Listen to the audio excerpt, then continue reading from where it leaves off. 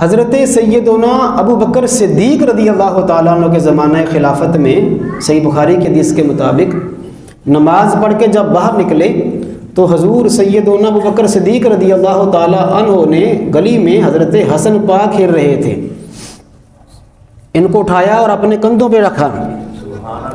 کنہوں نے؟ رہے نماز پڑھ کے کون نکلے؟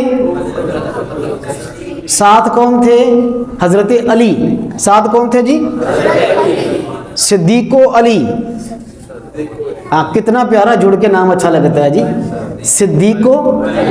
آپ دیکھیں کتنا پیارا زمانہ اور امت کا کتنا بڑا اتحاد ہے اس حدیث کے اندر کہ صدیق مصلی پہ ہیں اور وہ مصلی پہ کھڑے سجدے ہیں، سرکار شیر خدا پیچھے نماز پڑھ رہے ہیں۔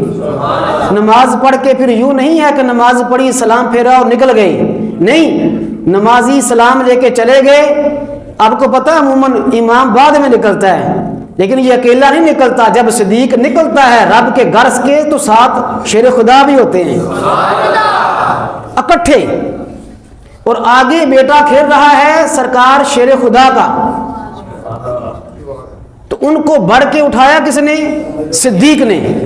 صدیق اکبر نے ان کو کندھوں پہ بٹھا کے کہا مجھے رب کی قسم ہے حسن تو اپنے باپ کی طرح مشابہت نہیں رکھتا، بلکہ تو اپنے نانا نبیوں کے سردار کی طرح مشابہت رکھتا ہے۔ سرکار شیر خدا کرم اللہ وجہ الکریم نے مسکرا کے فرمایا آپ صدیق ہیں تو بات بڑی سچی فرما رہے ہیں۔